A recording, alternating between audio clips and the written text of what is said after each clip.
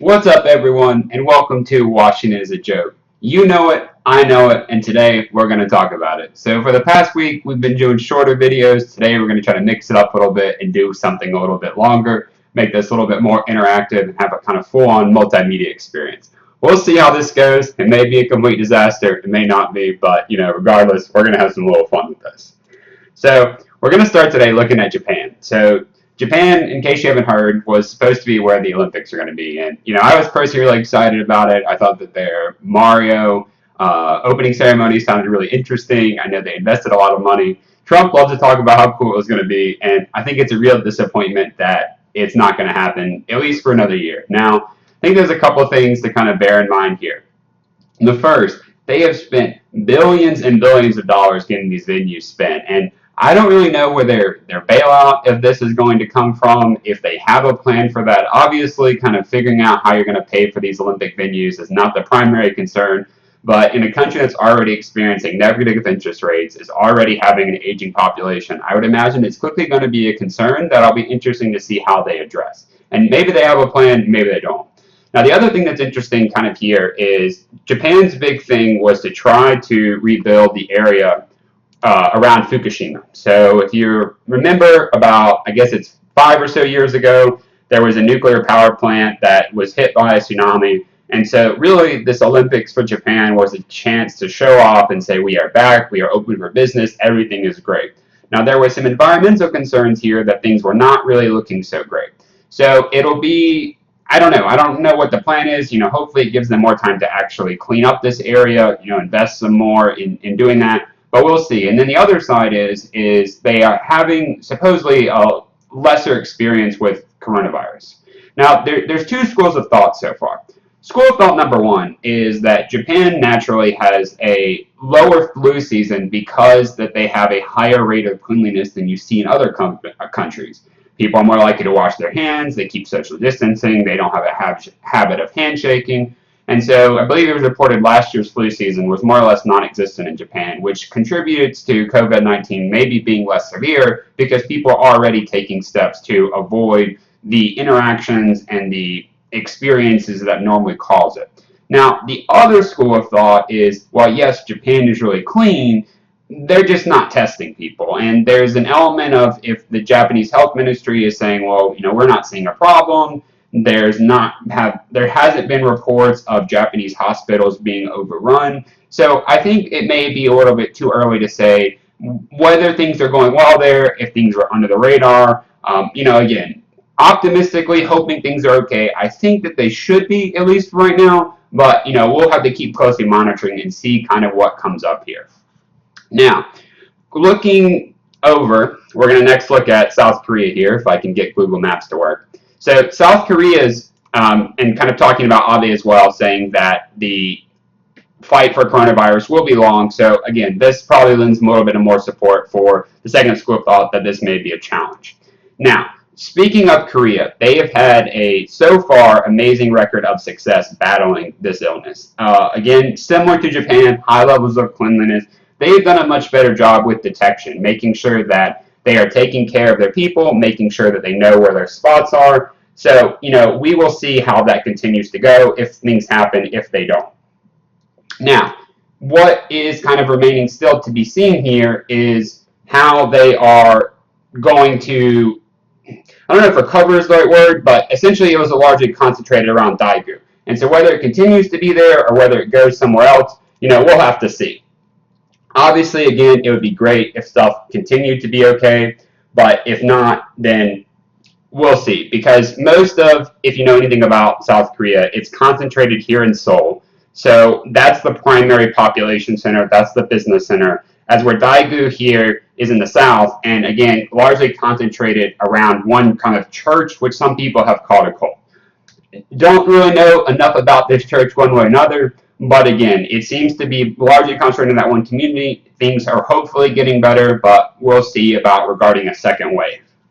Now, looking kind of overall, now that we've talked about Korea and Japan, we're so far kind of globally looking at about 600,000 cases, 30,000 deaths, and 134,000 people recovered. Now, again, in my opinion, all these numbers are actually probably very low. or low in the inaccurate sense. There's probably been more people infected, there's probably been more people who've died, and there's certainly been more people who have recovered. So we still don't really know exactly how good or how bad things are going so far against this illness. There's reports now that the latest thing to track is the number of urns that are going into Wuhan crematoriums. Again, not sure what the relation is. You can obviously throw out big numbers, but if you don't know what that number is comparison to, it's hard to say, again, if things are getting better, if they're not. Now, there is some suspicion that China overall is trying to oppress cases, make things seem better than they are, or really try to wait until foreigners come back into China and then supposedly reinfect people. The other thing they're trying to do is they're going to change Chinese visa requirements so that if you had a Chinese visa, you may not be able to go back anymore. And they're also making it harder for Chinese nationals to get back in the country by limiting flights, mandatory 14-day quarantine, and overall just trying to ostracize people that do come back. And that's actually a problem that Taiwan has noticed, because Taiwan was doing overall a pretty good job, again, against the illness, but had some issues where people came back into Taiwan after being overseas, got infected, reinfected others, and so it's become a little bit of a witch hunt and kind of concerning environment to see, are people going to get treatment, are they going to get help? And kind of it's a little bit up in the air right now. Now, looking kind of into China itself, there was a pretty wild situation that developed over the past couple days, and it was this bridge incident here that occurred in between two provinces, so Hubei province and Jiangxi province. So this bridge here, in between these two provinces, essentially had a riot about a day or two ago. So if we zoom out a little bit, you'll see that Wuhan is up here. And that's the kind of the main centralized situation where this all supposedly happened. Then you have Jiangxi province down here, and they have this bridge that is, I believe, highlighted here. So if we look at these videos, you're going to see some pretty crazy stuff. People from Hubei province wanted to go into Jiangxi province. Jiangxi police said, no, you can't do this. This is the equivalent of New Yorkers saying they want to go into New Jersey, but New Jersey State Police said, sorry, you can't leave New York City. And so, again, this is everything from flipping over tires to having riot police to, again, people yelling, as people have been known to do. Again, here's more scenes of destruction, more people protesting. The wildest video, this is something that's pretty crazy. Again, New York cops arresting New Jersey cops and then kind of having the verse, this is what's going on here. Hubei province cops arresting Jiangxi province cops. And so what did Jiangxi province cops do? Well, they're going to arrest them as well. So pretty wild situation to see that breakdown. You have people yelling for calm. There's, again, here's this police car getting tipped over. The craziest video, though, is this person who grabs a riot shield and then proceeds to beat police with the riot shield. Now, I can't imagine that this situation for him is going to, be well in the future, but I'll admit, it was pretty funny watching a guy just use a riot shield against the police. Can't say I've seen that recently. So the other kind of interesting place is Singapore. So we're going to scroll down here a little bit. And if I can not struggle with geography here. Let's just search for it here. There we go.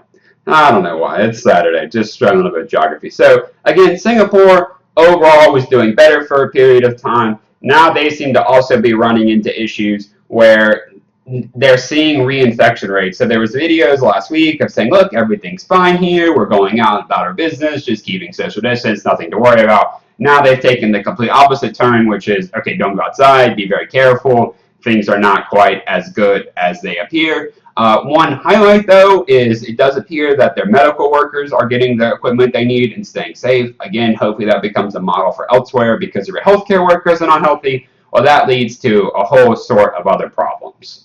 Next, we're going to look up at Thailand. So Thailand has been an interesting interesting situation, because it's supposed to present the opposite side of, if truly this virus goes away when warmer weather happens, then Thailand should have less incidents. But as you can see here, they're having, new coronavirus cases reported. The death toll is rising. There's rising levels of xenophobia, where the Thai government is blaming foreigners, is blaming people who don't follow Thai customs. Again, it's likely going to be an increasingly worse situation, but what's going to also be interesting to see is, does this virus get better or worse in a warmer environment? Now, if it doesn't improve in a warm environment, that's obviously very concerning, because that changes this idea that this virus is really just thriving in colder weather.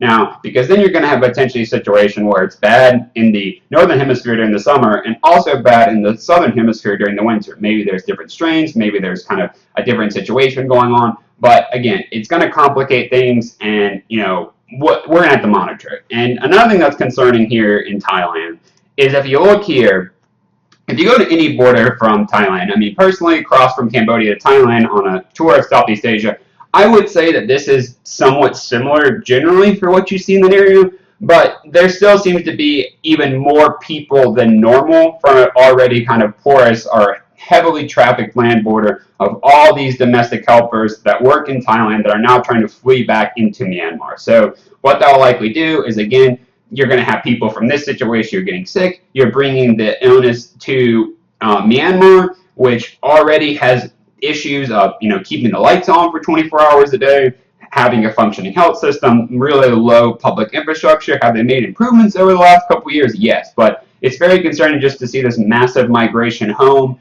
with not a lot of checks, not a lot of situations going on. So again, we want to hope for the best, but not necessarily looking as well.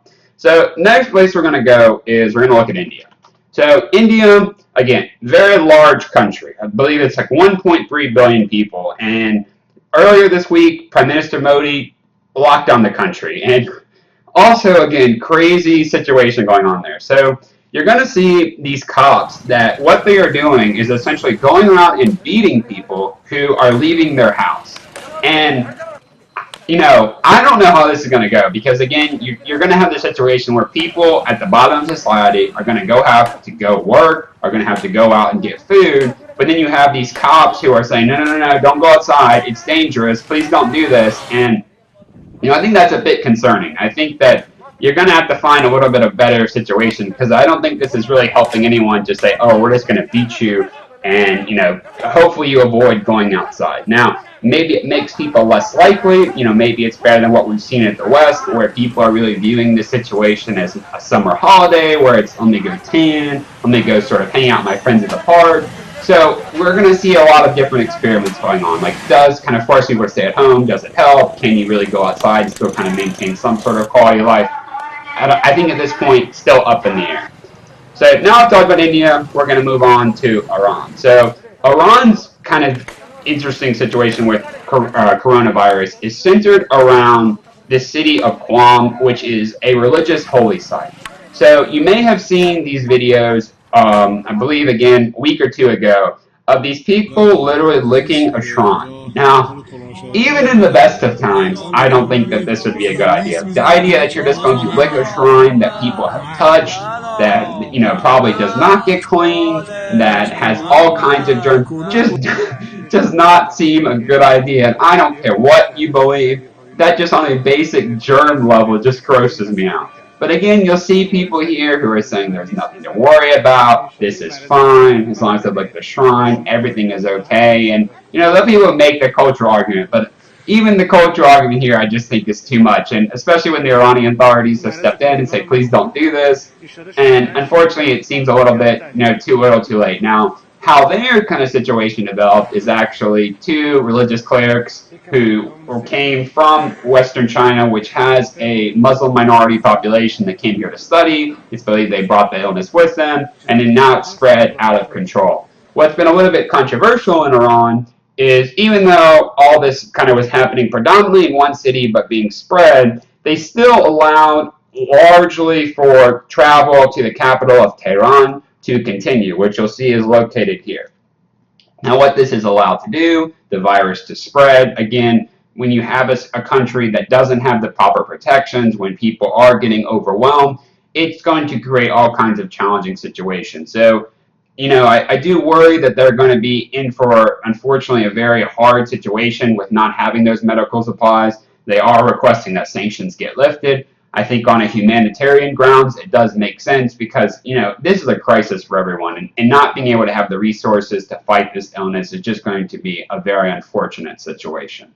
Now, taking a little bit of a step away from the illness is I do want to share this interesting article that I read, which highly recommend if you are looking for a long read, look this up. It's from The Intercept, and it talks about this Iranian cult, which is very, very fascinating. So it's a group of people that, were involved in trying to overthrow the Shah, but then had issues with the Ayatollahs. And so essentially what they did is they built this camp in Iraq, which you'll see here slightly north of Baghdad, called Camp Ashraf. And they basically wouldn't allow anyone to leave. So you came in, you gave them your passport, you had weapons training. During the 80s, some of them went and actually fought with Saddam against Iran. And so that made it challenging for them to ever go back in the country. Most of them have not had contact with their families. So again, if you want a crazy cultish story, you want something to take your mind off, say, wow, that's a very strange, interesting world you live in, highly recommend that you check that out. Now we're going to move on to Europe. So Europe has, again, had a mixed sort of success, I would say, with the illness so far. Obviously, it helps that you have a detection system of sorts. You're having healthcare to get people treated. But I think, in my opinion, where you're really going to have the struggle the most is these four countries, which kind of around 2008 to 2010 were called pigs. So you got Portugal, Italy, Greece, and Spain. And these are the countries that really went through the austerity measures, that really struggled to come out of the global financial crisis, and have kind of been in this try every government under the sun. Try conservative, try liberal, try socialist, rinse and repeat, open up to everyone, close to everyone, really just try to do everything they can to kind of get going. So within these two, the things that I would say have probably been most in the news are Spain and Italy. So Italy was kind of concentrated here in the north, but now they have been completely locked down. And so you only want to hope that things are going to get better there. So far, it seems to be mixed with the mayors of various cities having these videos on social media saying, please don't go outside. Italian healthcare workers saying we are overwhelmed. So all these factors together, not looking so good. And the other one is going to be Spain. So Spain has been trying to create more test sites or create more quarantine areas, change over their conference halls that were going to be used for events like Mobile World Congress into places to put patients. Now, what's going to be interesting is if Portugal and Greece kind of experience a similar situation. You would think that just by being so closely located to Spain, that Portugal will likely have a similar problem, similar kind of economic issues, but so far there doesn't seem to be as many reports as there does coming out of Spain. And then for Greece, their situation is not only are they going to be dealing with fighting off this virus just internally coming across continental Europe, they also have the migrant crisis of President Erdogan of Turkey trying to just open up the gates essentially and just saying, okay, it's y'all chance to try to get into Greece feeling overwhelmed. So it's a little bit of a tinderbox there at the moment. And, again, all we do here is hope for the best. Hopefully people have solutions. Haven't really heard of too many yet. Final place we're going to talk about in Europe is England, where unfortunately the Prime Minister Boris Johnson yesterday announced that he has actually now tested positive for the illness. Now, this is kind of one of the first major world leaders that has tested positive. A few leaders' wives have, but I believe Boris Johnson is one of the first major leaders. So again, we will see. Hopefully he is getting access to the best care available. But it does go to show that, the world that we live in may look drastically different. This idea of having, completely global tech economy, where you just need a passport from certain countries and you can go anywhere, it may look drastically different. We may have to implement more health checks. There may be limitations about how stuff easily moves across borders. So, we'll see how this goes. And then the final place we're going to talk about, again, the name of the show is Watching as a Joke, is the US of A. So the bill, again, if you saw my videos earlier this week, I think it's terrible. I don't think it's going to do what people think it is. I think it's a massive bailout for real estate investors. I think it's a massive bailout for poorly managed Fortune 500 companies.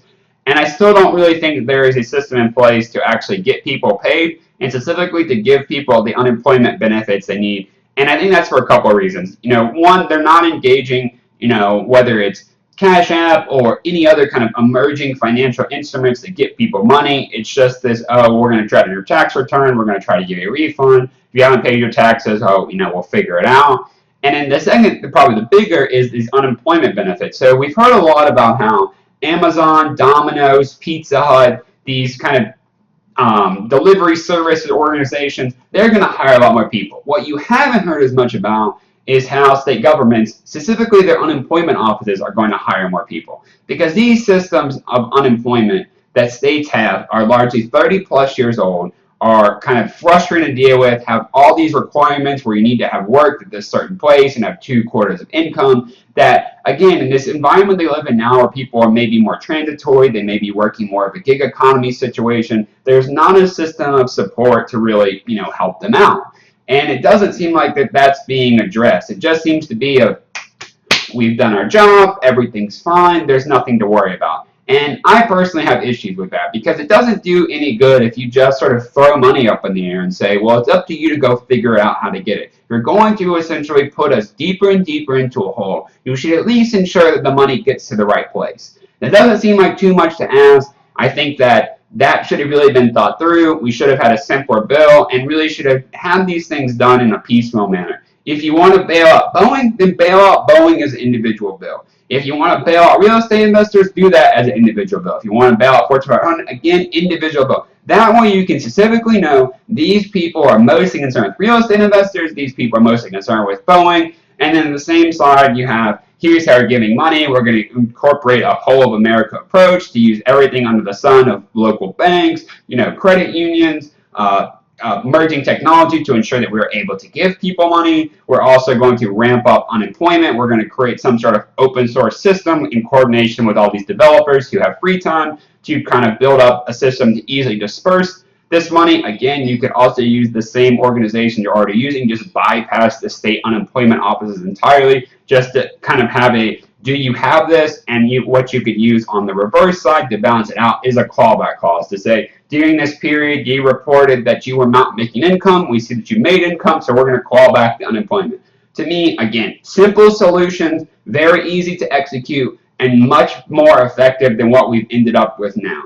Unfortunately, a little bit too late, but I think we can all kind of keep staying on top of it, hold people accountable, and kind of continue to demand more. Now, the other somewhat worrying sign is today, President Trump has said he is considering to do a quarantine, I believe, around New York, New Jersey, Connecticut, really the hot spots of America here. And, I don't think anyone here really knows what that's going to look like. First it was, we never consider that, everything's fine, now it's kind of on the table, now, maybe soon it's going to, well, this is definitely going to happen, and I think that's a very worrying sign that it seems that they have really no solution about how they're going to stop this. That it's continued finger pointing, there's not a clear effort to how are you going to get people the equipment that they need. It's a lot of, well, I donated some masks, or we donated our spare reserve, like look at us, this is great. And not enough of this is an effective American-based supply chain to provide the needed equipment and resource that people need to tackle this illness. And I think until we get that, again, very worrying situation. So, I hope that this situation continues to resolve. I hope that, we're able to pull through it. But, the most important thing I think we can do here is really just to keep people honest, figure out how this situation develops. And, we will keep fighting. We will keep trying to keep you posted. As always, remember to smile, look out for each other, make sure you call, someone that you love, someone you care about, some friends. We are all kind of struggling in some way or another, so the only way we're going to get through this is we will get through this together. I hope you have a wonderful rest of your weekend, and we will see you soon. Probably will be off tomorrow, but we'll catch you on Monday. Have a good one, and see you later.